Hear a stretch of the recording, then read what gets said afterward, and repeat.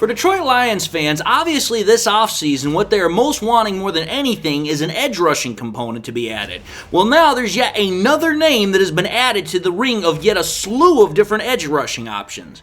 We're going to talk about it, so stay tuned. What are we? What makes us what we are and what we're going to be? It's grit. It's what we started with last year, guys. It doesn't matter if you have one ass cheek and 3 toes. I will beat your ass. Can definitely compete with the big dogs. 10-5, end zone, touchdown, Detroit Lions. You guys are unbelievable, man. I'm telling you. We are driven by Detroit. Hello, Detroit Lions friends, fans, and family members. Welcome on back to yet another episode of MCM Motor City Mania. I'm your host, David T. Pike. And as always, we're diving on in. Folks, I know right now what most people are talking about is the Super Bowl. What they're talking about is how the Chiefs got their asses handed to them. What they're talking about is how the Chiefs got their asses handed to them, which was primarily done through the dominance of the Eagles' defense. And that is what a lot of people are focusing on right now. That is what a lot of people are talking about right now. Well, in today's second episode, what I'm going to do is I'm going to stay in that similar vein, and I'm again going to do what I always do, because let's understand something here about me as a podcaster. Just because I don't necessarily agree with something, just because I don't necessarily see it as a good opportunity, a good option, or think it's a likelihood, does not mean that I, 1, will not talk about it, 2, also does not mean that, hey, I will not at least talk to you about it. So, what am I referring to here? Everybody knows that when it comes to the option of trading for an edge rusher, I am one of those that just does not see it happening. And the reason I don't see it happening is simply because that's not what Brad Holmes has done in the past. And again, one thing we've learned about how Brad Holmes and Dan Campbell conduct business is they are creatures of habit. They maintain and do things very similarly from year to year to year. They have not shown much of a, how should I say it, an adaptation into how they go about things over the 4 years they've been in charge.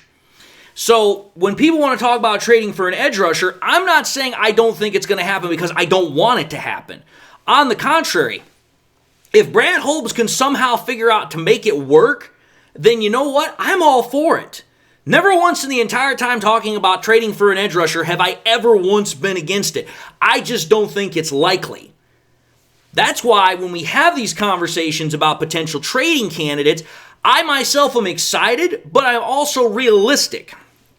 Which is why we're going to have the conversation about yet another option that has now all of a sudden kind of crept its way out of the woodwork that Lions fans, I can guarantee you, are going to talk about. But there's also going to be a divisive factor on this one. Who am I referring to?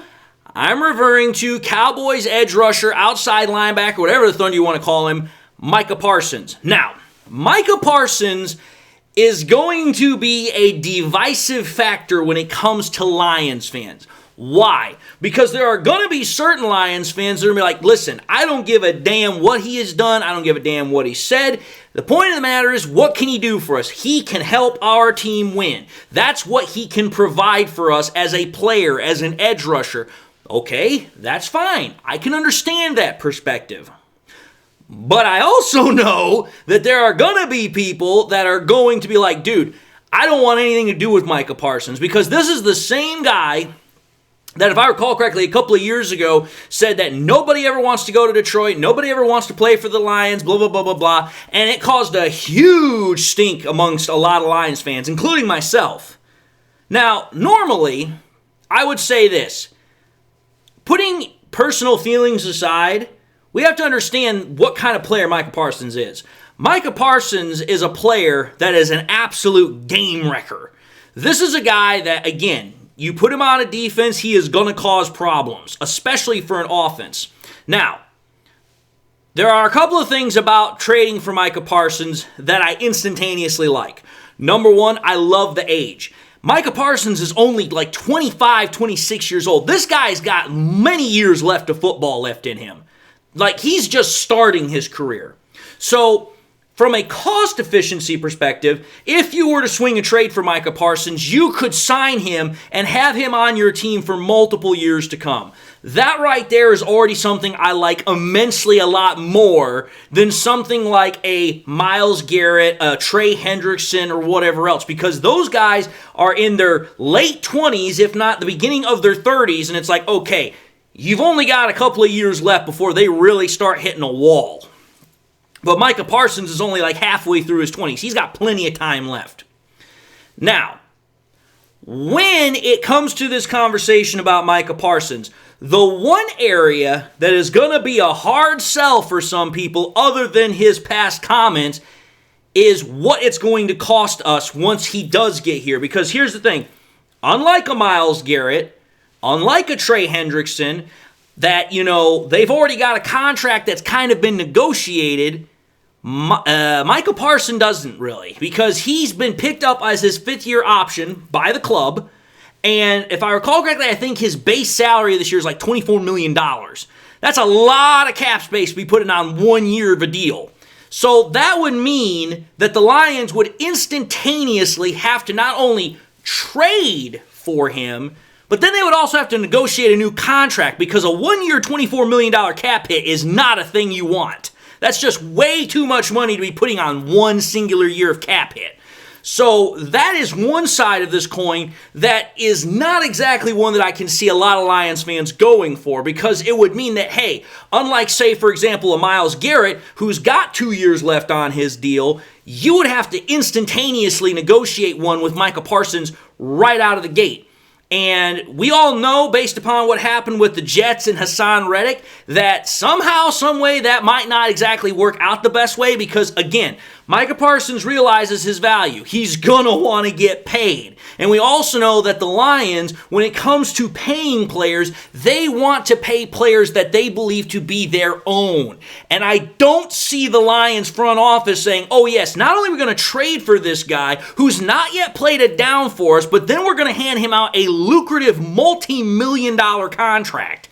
I just don't see that one happening either. But, again, I know some people are looking at this situation with the whole edge rushing component, and they're like, okay, we realize we need an edge rusher. We realize we need someone opposite of Hutchinson. We realize somebody who can be a freaking, game wrecker, a difference maker, a playmaker.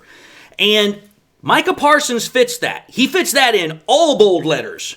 Just like a Trey Hendrickson, just like a Max Crosby, just like a Myles Garrett, just like one of the Bosa brothers, just like one of the Watt brothers.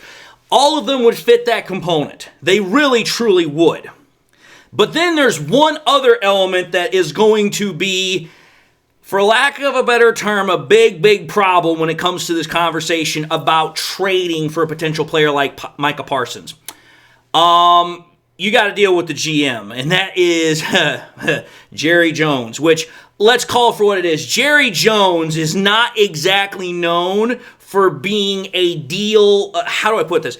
He's not exactly known for being a fair dealer, so to speak. He likes to inflate the price of things because of the fact that, one, he thinks he's something that he really isn't, but also, two, because of the fact it's the Cowboys. And it's like, oh, well, if you're going to trade with us, you're going to have to trade with kind of like a premium, so to speak. But it's like, listen, I mean, I get it. Micah Parsons is a great player, and I'm not taking anything away from him. He is a great, great player. But for me, it's like, trading for Micah Parsons, while, if we were to make it work, it would absolutely exponentially increase the lethality of this defense.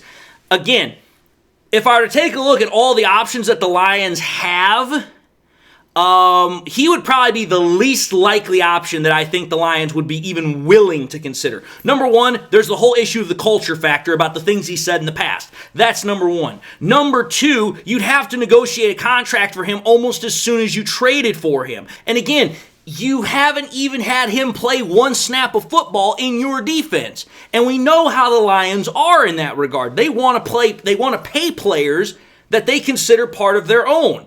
Well, you can't pay a guy that's never even freaking, taken a practice snap, let alone a game snap in uniform for your team.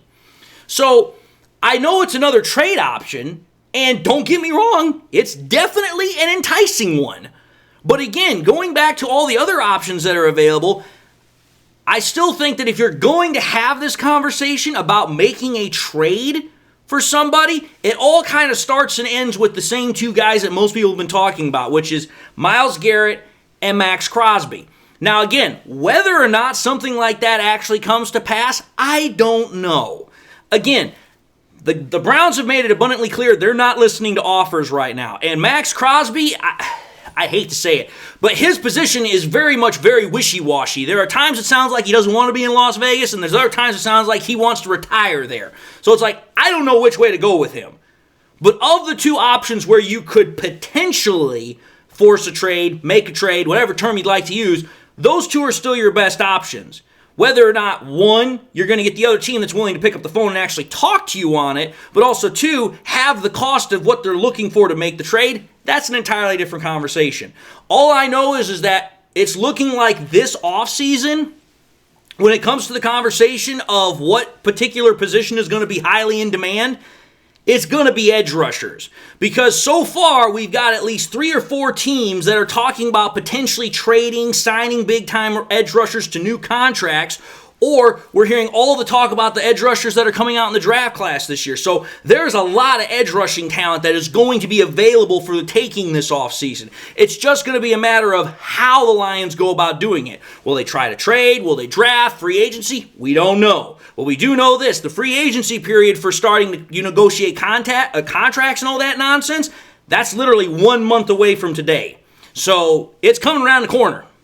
But anyway, folks, I just wanted to make this quick episode because, again, I know that news is out there. Everyone's focusing on the Super Bowl, but this is something that I believe Lions fans definitely are going to want to hear because it falls right in line with everything else that's being talked about with the Super Bowl. But having said that, I'm going to end it and say thank you all for watching another episode of MCM Motor City Mania. If you like what you saw, by all means, highly encourage you all to watch the next episode. Also encourage you all to do one of these 3 things: like, comment, and subscribe. If by chance you subscribed in the past and you forgot to do so at the time, want to highly encourage you all, please make sure you hit that bell notification icon so you guys never miss any more content I push out. Also encourage you all to also please share this content as well at one of these 3 places, whether it's YouTube, whether it's Facebook, whether it's Twitter.